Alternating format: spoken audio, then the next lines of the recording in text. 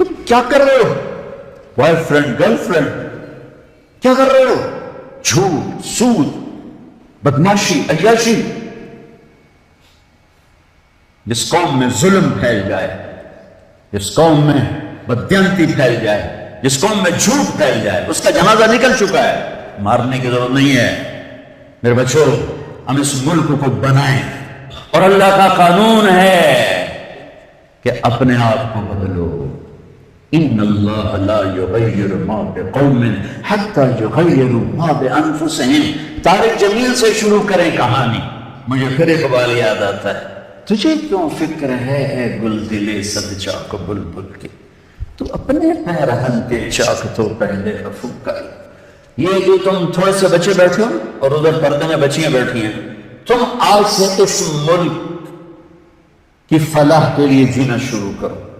لہذا ہم کیا کریں؟ جو نبوت کا طرز ہے، اپنے آپ کو بدلو، اپنے آپ کو بدلو۔ میں اس دیش میں جھوٹ نہیں بولوں گا، اس دیش کو جھوٹ سے پاک کر دو۔ میں اس میں ظلم نہیں کروں گا، اسے ظلم سے دھو دو۔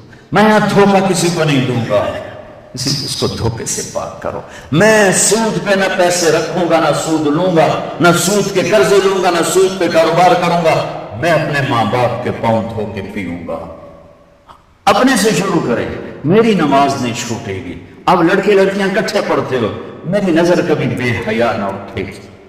یاد رکھنا میرے بچوں، جس کی نظر بے حیا ہو جائے، دنیا کے جنید بغدادی اس کے دل کو نرم نہیں کر سکتے، اس کا دل پتھر ہو جاتا ہے، اس میں خیر جاتی نہیں۔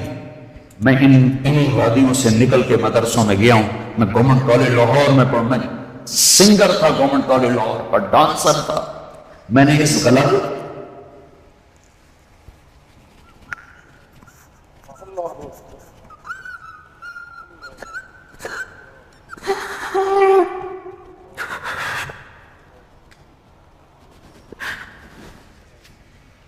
میں نے ان اندھیروں میں سفر کیا ہوا ہے، میں نے ان ابلتے گٹروں کا پانی پیا ہوا ہے۔ میری راتیں ایسی خوفناک گزری ہوئی ہیں، میں کسی عالم گھر کا نہیں تھا، ایک بڑے ذمہ دار کا بیٹا تھا۔ میرے رب نے میرا نصیب چکا اور یہ وہاں سے نکل، میں اس کا شکر گزار۔ اپنی جوانی کو داغدار نہ کرنا، دو ٹکے کے نہیں رہو گے۔ میرے بس میں نہیں ہے کہ میں لڑکیوں کی تعلیم الگ کر دوں، لڑکوں کی الگ کر دوں، لیکن یہ تو کہہ سکتا ہوں کہ اپنی نظروں کو حیا سکھا، انہیں حیا کا سرما لگا، ورنہ میرے رب کی قسم ذلت کے سوا کچھ نہیں۔ پاکدامنی اور حیا جیسا زیور کائنات میں کوئی نہیں ایمان کے بعد۔ چند دن پہلے مجھے ہندوستان کے لوگ ملے انڈیا میں،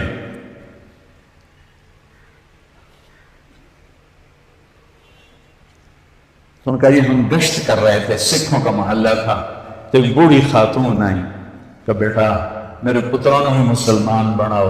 میں مسلمان ہاں، میں 47 پکڑی گئی ہوں، میں مسلمان۔ میری ساری اولاد سکھ ہے، کوئی نہ مسلمان بنا چھوڑو، میں آج تھی ایمان اپنے ہاں نہ لایا۔ ایسی لاکھوں بیٹیاں تھیں۔ اگر ناچنا گانا ہی کرنا تھا تو انہیں ذبح ہونے کی کیا ضرورت تھی؟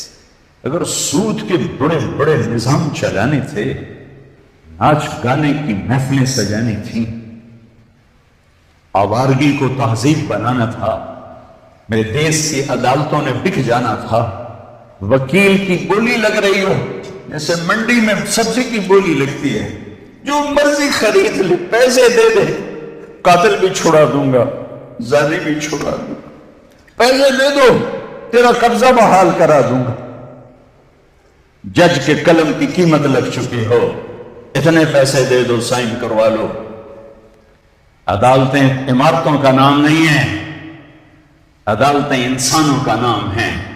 جب انسان بھیڑ بکری کی طرح بکنے لگیں، جب قانون کے قلم کی بولیاں لگیں، جب مالدار کے لیے اور قانون ہو، غریب کے لیے اور قانون ہو، طاقتور کے لیے اور قانون ہو، حکمران کے لیے اور قانون ہو، مخالف کے لیے اور ہو، اپنوں کے لیے اور ہو، تو وہ جنگل ہے جہاں افریقہ کا جنگل ہے، وہ کینیا اور تنزانیہ کا جنگل دنیا کا سب سے بڑا جنگل ہے، ابھی دیکھ کر آیا ہوں میں، ہماری جماعت چلے کی تھی، یہ اس سے بھی بڑا پاکستان ہو یا کوئی دیش ہو، میرا دیش ہے، میں اس کے لیے آنسو بہا رہا ہوں۔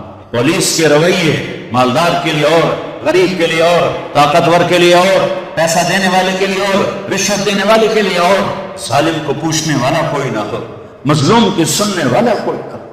یہ کیسی عدالتیں ہیں جہاں مظلوم کی سزا نہ پہنچ سکے؟ یہ کیسا انصاف ہے کہ مظلوم کو انصاف لینے کے لیے اگلی نسل تک کا انتظار کرنا پڑے؟ یہ کیسا انصاف ہے جہاں گھر بچ جائیں، جائیدادیں بچ جائیں، اور پھر بھی وکیل کی فیس پوری نہ؟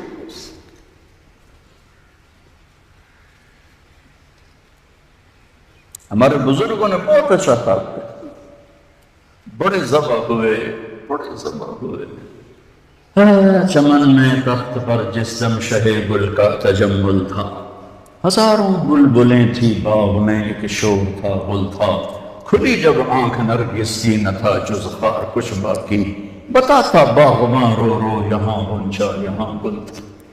اپنی تعریف کرو اللہ کے واسطے، تم بھی کیسے نادان نسل ہو ہماری کہ صرف پیسہ بنانے کو اپنی زندگی کی منزل بنا کے بھاگے جا رہے ہو، بھاگے جا رہے ہو، بھاگے جا رہے ہو۔ پیسہ ہی سب کچھ، دولت ہی سب کچھ، عزت ہی سب کچھ، شہرت ہی سب کچھ، ایسی بیکار زندگی، ایسی بے مقصد زندگی۔ ایک موت ہے جو پیچھے لگی ہوئی ہے، یہ شمع گل ہو جائیں گی، یہ بولتی زبان ہمیشہ کے لیے خاموش ہو جائے گی، کانوں کے ٹیلی فون کے تار کٹ جائیں گے، یہ سفید لباس پہنا ہوا جسم لٹھے کے کفن میں لپیٹ کر مٹی میں مٹی کر دیا جائے گا۔ پھر ایک دن آئے گا کہ تیرے جسم کو کھانے والے کیڑے ہی مٹی میں مٹی ہو جائے۔ اجل ہی نے چھوڑا نہ کسرا نہ دارا، اسی سے سکندر صفاتے بہارا، ہر ایک لے کے کیا کرنا حسرت سے دارا، پڑا رہ گیا سب میٹھا تو سارا، جگہ جی لگانے کی دنیا نہیں ہے، یہ عبرت کی جا ہے تماشا۔ 6 لاکھ انسان ذبح ہوئے، تو مجھے کبھی خیال آتا ہے کہ یہ امت اللہ کے سامنے پیش ہوگی، اللہ کے نبی کے سامنے پیش ہوگی، اور پاکستانی 6 لاکھ کے سامنے بھی پیش ہوں گے، اور ان کے ہاتھ ہوں گے اور ہمارے گریبان ہوں گے کہ ظالموں ہماری بیٹیوں کی عزتیں نیلا، ستر ہمارا قبرستان بنا، راوی کی لہروں نے ہمیں کفن پہنا، چناب کی مچھلیوں کے پیٹ ہماری قبریں بنے، ہماری ہڈیاں بحیرہ عرب میں جا کے گری، ہماری معصوم بچیاں آج بھی کفر کی قید میں زندگی گزار کے، ان کے بچے جنتے جنتے جنتے روزانہ ان کی ضمیر پہ کیا قیامتیں ٹوٹتی ہیں۔ ساری دنیا پھری ہے، ایسا خطہ کہیں نہیں دیکھا، ایسا خطہ کہیں نہیں دیکھا، ایسی خیر کی شکلیں کہیں نہیں دیکھی، ایسے علم والے، ایسے زہد والے، ایسے نوجوان۔ برائی اگرچہ ہے لیکن جو خیر کا پہلو میں اس ملک میں دیکھتا ہوں پوری دنیا میں کہیں نہیں دیکھتا، پوری دنیا۔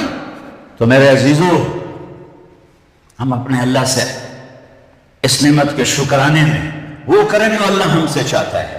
ہم اس ملک کو ٹھیک کریں کہاں سے؟ طارق جمیل سے۔ یہاں وہ یہ کر رہا ہے، وہ یہ کر رہا ہے، وہ یہ کر رہا ہے، اس کو بند کر دو، وہ دیکھو کی کر گیا، وہ کی کر گیا۔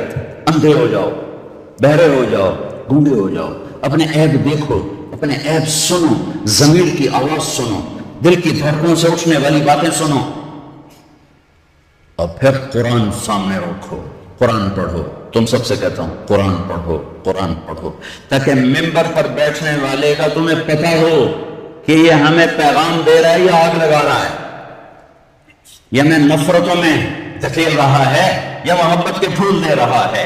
اور اپنے نبی کی زندگی پڑھو، اپنے نبی کی زندگی پڑھو۔ میں کسی فرقے کا ترجمان نہیں ہوں، میں اسلام کا ترجمان ہوں، میں اسلام کا ترجمان ہوں۔ یہ بھڑکتی آگ ہے جس نے سارے خرمن کو جلا دیا ہے۔ میں اکیلا کہاں تک بولوں اور کیا کیا بولوں، لیکن میرے سامنے کو واقعہ ہے کہ جب ابراہیم علیہ السلام کی آگ بھڑکائی گئی تو گرگٹ کرلا، بڑا کرلا، اس نے آ کے پھونکے ماری، پھونکیں، اور نامرادہ تیری پھونکا نال کڑی آگے بات جمانی۔ لیکن ایسی نحوست اس کے لیے مقدر میں آئی کہ میرے نبی نے فرمایا جہاں گرگٹ ملے اسے قتل کیا جائے۔ گرگٹ زیادہ تر افریقہ میں بہت ہے، ہمارے جنگلوں میں ہوتا ہے، شہروں میں نہیں۔ کبوتر نے کیا کیا؟ اس نے چونچ میں پانی بھرا اور جا کر ابراہیم علیہ السلام کی آنکھ کے اوپر گرایا۔ میرے کو پوچھنی تو کوئی نہیں، پر میرا نا پہلے کہ مجھاون آ لیں۔ تو میرے اللہ نے کبوتر کی ایسی محبت ڈالی لوگوں کے دلوں میں کہ حرمین میں کبوتر کے سوا کوئی پرندہ کوئی، ہزاروں پرندے گنبد خضرا کا طواف کر رہے ہوتے ہیں، ہزاروں کبوتر بیت اللہ کا طواف کر رہے ہوتے ہیں، ہزاروں کبوتر مسجد نبوی کا طواف کر رہے ہوتے ہیں، اور ساری دنیا سے آنے والے مسلمان کو دانا ڈال رہے ہیں، دانا ڈال رہے ہیں۔ یہ اس کبوتر کی طفیل ہے جس نے 2 چونچ پانی گرایا تھا۔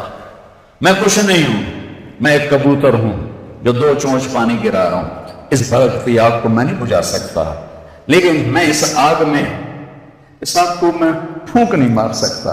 میں پھونک مارنے والوں میں اپنا نام نہیں لکھانا چاہتا۔